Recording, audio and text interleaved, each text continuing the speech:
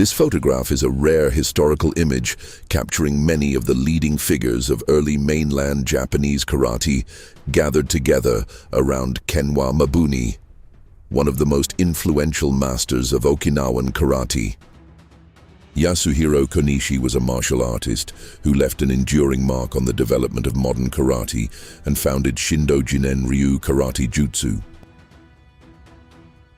What distinguished Konishi from many of his contemporaries was the remarkable breadth of his martial training. He studied virtually every major Japanese martial art. Moreover, the martial artists under whom Konishi trained were far more than instructors at local dojo. Many were recognized as the foremost authorities in their respective disciplines and had been awarded the title of Hanshi by the Dai Nippon Butoku Kai, the highest distinction in the Japanese martial arts world at the time. These masters represented the pinnacle of both technical skill and personal character within their traditions. Having received instruction from such exceptional teachers, Konishi drew upon their collective knowledge to help establish karate, then only recently introduced to mainland Japan as a legitimate Japanese martial art. He played a significant role in its organization, promotion, and development. How then did a man who had mastered so many of Japan's classical martial traditions come to understand and interpret karate? Born in Takamatsu, Kagawa Prefecture in 1893, Konishi was introduced to martial arts from an early age. While still in elementary school, he studied Takenuchi-ryu Koshi no Mawari under Hanshi Midori Takenouchi, Musou-ryu Jujutsu under Hanshi Sanzo Matsui, and Jikishinkage-ryu Kenjutsu under Masahiro Inoue. Takenuchi-ryu is one of Japan's oldest surviving martial traditions, established in 1532. Officially known as Takenuchi-ryu Torite Koshi no Mawari Kogusoku, it is a comprehensive martial system developed for the realities of warfare during the Sengoku period. At its core are torite techniques, designed to control and restrain an opponent, and Koshi no Mawari Kogusoku, methods of close-quarters combat intended for warriors wearing armor. These arts are often described as among the foundations from which later jujutsu traditions developed. Beyond these core disciplines, the curriculum also includes rope-tying techniques, hojo-jutsu, staff techniques, swordsmanship, ii-jutsu, jita, naginata, and numerous other classical weapons. Rather than focusing solely on unarmed combat, Takenuchi-ryu preserves a systematic curriculum encompassing armed techniques, arresting methods, and battlefield skills. Although Takenuchi-ryu is frequently described today as Japan's oldest surviving school of jujutsu, there is no historical evidence that the tradition itself originally identified its art as jujutsu. Its reputation as the origin of Japanese jujutsu largely developed during the modern period, particularly in discussions emphasizing an indigenous Japanese origin for jujutsu rather than a Chinese one. For this reason, many historians argue that it is more accurate to understand Takenuchi-ryu not simply as a school of jujutsu, but as a comprehensive martial tradition established during Japan's Warring States era. Because it preserves many of the practical combat methods of the Sengoku period, Takenuchi-ryu is regarded as one of the most historically significant schools in the study of Japanese martial arts. Musou-ryu Shinjujutsu was a school of jujutsu founded in 1832 in Kagawa Prefecture, the hometown of Konishi. It developed as a comprehensive martial art encompassing arresting techniques, torite, grappling, kumyuchi, rope-tying techniques, striking techniques, atemi, choking techniques, shimewaza, groundwork, newaza, and methods of resuscitation and treatment, sakatsuho, including revival techniques, vital point knowledge, and bone setting. Its defining characteristic was the emphasis on randori, free practice, centered on groundwork and choking techniques. At the time, sanuki, Present-day Kagawa Prefecture was so renowned for its groundwork that it was known as the Kingdom of Ground Fighting, with Musou-ryu Shinjujutsu at the heart of that tradition. It is said that Jigoro Kano, the founder of Kodokan Judo, came to recognize the importance of groundwork after observing the randori of Mitsuzo Matsui and other practitioners, and that this experience later influenced the development of Kodokan Judo.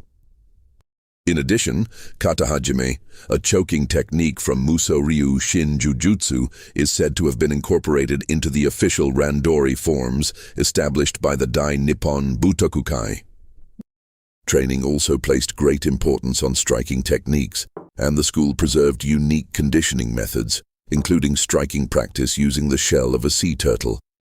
During the Meiji period, as Kodokan Judo spread throughout Japan, many practitioners of Musou-ryu Shinjujutsu entered the judo world, and much of the school's technical tradition was absorbed into Kodokan Judo. Jikishinkage-ryu is one of Japan's most distinguished schools of swordsmanship, tracing its origins to the Kashima no Tachi tradition preserved at Kashima Jingu Shrine. Kashima Jingu is dedicated to one of the two principal deities revered as patron gods of Japanese martial arts. In the main halls of many prestigious dojo, including Headquarters Dojo, a hanging scroll bearing sacred calligraphy is often displayed on the front wall, and in many cases it features the name of this deity. During the Edo period, Jikishinkage-ryu was among the earliest schools to adopt bamboo swords, shinai, and protective armor, bogu, for full contact practice, establishing a training system that was both safe and highly practical. By the late Edo period, it had become one of the most widely practiced schools of swordsmanship throughout Japan. This innovative approach to training exerted a profound influence on the later development of modern kendo. The school also produced many outstanding martial artists.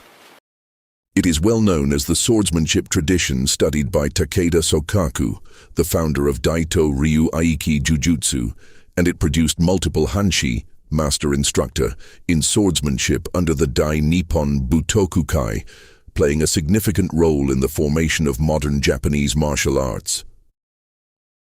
Even today, it is highly regarded as one of the principal sources of kendo's techniques and philosophy. From an early age, Konishi studied these martial traditions, which formed the very core of Japanese martial arts. During middle school, he studied judo under Hanshi Kotaro Okano and kendo under Hanshi Heitaro Ueda. It goes without saying that his experience of training in multiple martial arts traditions from a young age became the foundation of the broad martial arts philosophy he would later develop. In 1913, he entered the Department of Finance at Keio University, where he joined the University Kendo Club and further refined his swordsmanship under Hanshi Hakudo Nakayama. At the same time, he continued his judo training, studying under Hanshi Kunisaburo Izuka. While attending university, he witnessed the Okinawan student Tsuneshige Arakaki perform the karate kata kusanku, kosokun. This experience sparked a deep interest in karate. After graduating, he was awarded the rank of 5th Dan in judo. In 1924, he established the Ryobuken Konishi Dojo in Tokyo, where he began teaching kendo and judo. That same year, he received the Kendo Seiren Sho from the Dai Nippon Butokukai. The Seiren Sho was a teaching credential awarded before the formal title of Renshi was established. However, in June 1925, he met Gichin Funakoshi and became captivated by karate. At the time, karate instruction centered primarily on kata. Together with Hironori Otsuka, who held Menkyo Kaiden, full transmission, in Shindo Yoshin-ryu Jujutsu and would later found Wado-ryu Karate, Konishi devoted himself to researching and developing Yakusoku Kumite, prearranged sparring, making significant contributions to the evolution of more practical training methods. He later studied under leading Okinawan karate masters such as Choki Motobu and Kenwa Mabuni, absorbing each master's techniques and philosophy. It is also said that Konishi served as Motobu's interpreter because Motobu was not accustomed to speaking standard mainland Japanese. Konishi's martial arts studies extended well beyond karate. He trained in Aikido, then associated with the Daito-ryu tradition under Morihei Ueshiba, and learned Nanban Sato-ryu Kenpo from Seiko Fujita, who was often referred to as the last ninja. He also mastered numerous jujutsu schools, including Yoshin-ryu, Fusen-ryu, and Jikishinkage-ryu. Drawing upon this unparalleled breadth of martial arts experience, Konishi systematized his knowledge and founded Shindo Jinen-ryu Karate-jutsu in 1933. Among his students were professional boxer Tsuneo Horiguchi, famous by the nickname Piston Horiguchi, who studied karate and kendo, and the young Kishimaru Ueshiba, who would later become the second Doshu, hereditary headmaster of Aikido, and studied kendo under Konishi. In February 1934, Showa 9, the title of Kyoshi in Karate-jutsu was awarded alongside the title of Kendo Kyoshi. Only 3 individuals received the karate distinction: Konishi, Chojun Miyagi of Goju-ryu, and Sanosuke Ueshima of Kushin-ryu. In 1938, Showa 13, Konishi was appointed as a member of the Dai Nippon Butoku-kai's examination committee for judo and karate-jutsu titles. The following year, he was also commissioned to serve on the examination committee responsible for awarding Renshi and Tatsushi titles across various martial arts disciplines. In 1937, Konishi became one of the first 2 karate masters in Japan, alongside Chojun Miyagi, to be awarded the title of Karate-jutsu Kyoshi by the Dai Nippon Butoku-kai, then the highest distinction in karate. Now let us turn back the clock to April 12, 1924.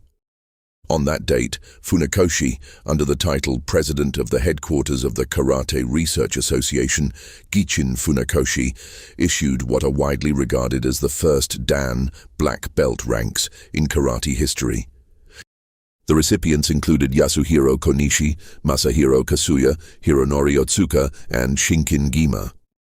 Funakoshi was the first person to introduce karate to mainland Japan in a systematic and influential way. It would not be an exaggeration to say that without his efforts, karate would never have achieved the worldwide prominence it enjoys today. However, according to both Hironori Otsuka and Yasuhiro Konishi, Funakoshi's instruction focused almost exclusively on kata. For men who had trained primarily through practical free practice and sparring, this left something to be desired from a martial perspective. Drawing on Otsuka's expertise in Shindo Yoshin-ryu Jujutsu and Konishi's background in Takenuchi-ryu Jujutsu, they developed structured Kumite drills. This marked the birth of Yakusoku Kumite, prearranged sparring, in mainland Japanese karate. It is often said that the reason karate's prearranged kumite resembles techniques found in Shindo Yoshin-ryu is because of this historical development. Otsuka later proposed introducing Jiu Kumite, free sparring, into karate as well. Funakoshi strongly opposed the idea, and it is said that this disagreement gradually strained their relationship. Konishi likewise eventually distanced himself from Funakoshi, whose emphasis remained on kata, and became a disciple of Choki Motobu. This decision is often attributed to the same differences in martial philosophy. Motobu was renowned for honing his skills through kakedameshi, real-life street challenges that were regarded as part of Okinawan karate tradition. It is said that Funakoshi was deeply angered that Konishi chose to study under someone whose view of karate stood in direct contrast to his own. In July 1939, the Dai Nippon Butoku-kai awarded Gichin Funakoshi and his third son, Gigo Funakoshi, the title of Karate-jutsu Renshi.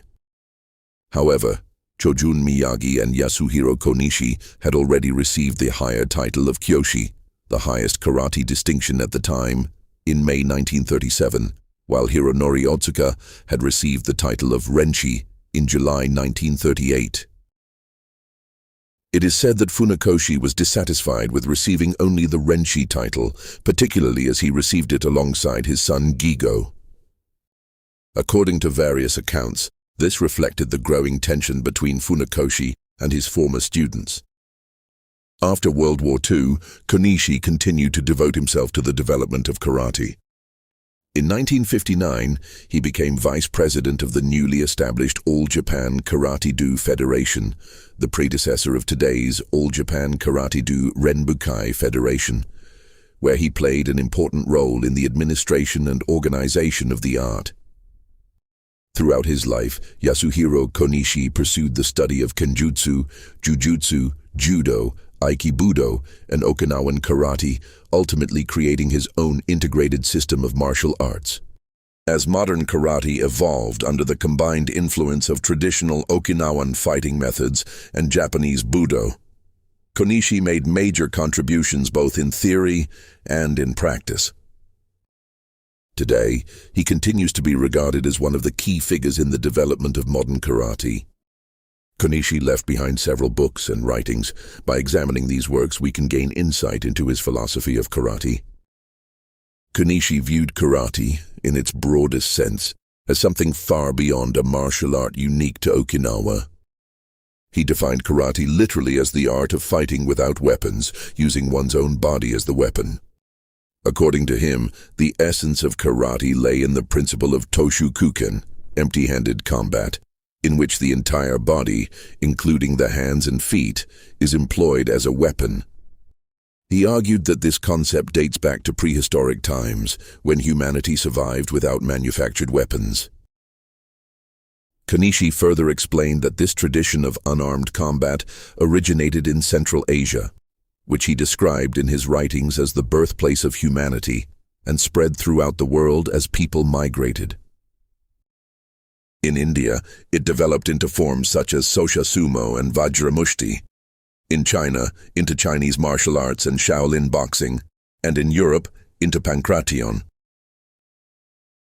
He also suggested that as Buddhism spread across Asia, monks practiced unarmed combat, both as a means of physical and mental training and as a method of self-defense against wild animals and other dangers encountered during their journeys.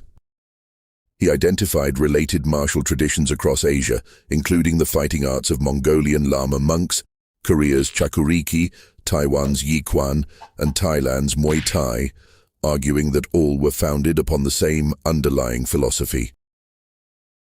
In Japan, Konishi explained that martial arts introduced from China merged with Japan's indigenous fighting traditions, eventually developing into systems such as Jujutsu, Torit, and Judo.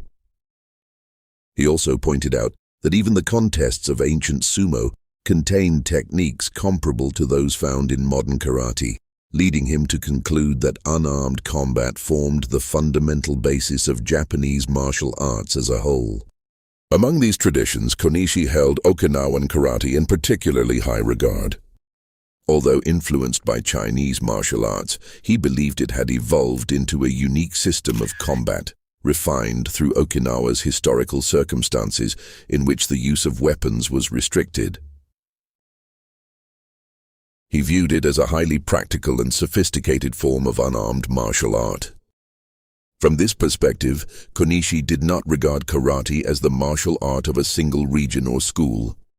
Rather, he positioned it within the broader lineage of unarmed methods of self-defense found throughout the world, considering Okinawan karate to represent one of the highest achievements of that universal tradition. This reveals the remarkably broad world historical framework through which he understood karate. Furthermore, Konishi did not see karate merely as a means of self-defense or a combat sport. Instead, he regarded it as the most fundamental and highly developed martial discipline for protecting oneself without the use of weapons.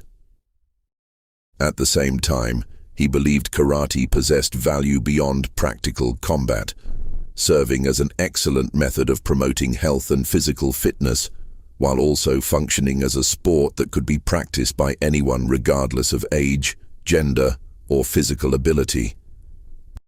Konishi further argued that the terms karate-do, the way of karate, karate-jutsu, the art of karate, and karate-kenpo, karate fist method, all referred to the same essential discipline. The distinction, he maintained, lay only in emphasis. Karate-do highlighted its spiritual and ethical dimensions, whereas Karate-jutsu and Karate-kenpo emphasized technical skill. These were not separate systems but different perspectives on the same martial art. For Konishi, technical mastery, jutsu, and spiritual cultivation, do, were inseparable. He insisted that a true karate practitioner must cultivate both. In particular, he stressed the importance of the way, arguing that karate without moral cultivation and character development could not be regarded as genuine karate. Ultimately, he viewed the highest purpose of karate as the perfection of one's character. In this way, Konishi understood karate not simply as a system of fighting techniques, but as a comprehensive martial way that united practical effectiveness with spiritual cultivation. In his view, refining technique and refining character were two sides of the same process, and the true essence of karate lay in developing individuals who, through the disciplined training of both mind and body, could make meaningful contributions to society. This conception of karate closely reflects the traditional Japanese martial ideal of the evolution from jutsu, technical art, to do the way. Having devoted himself to the study of a wide range of Japanese martial traditions, Konishi was uniquely positioned to articulate this philosophy with exceptional authority and conviction.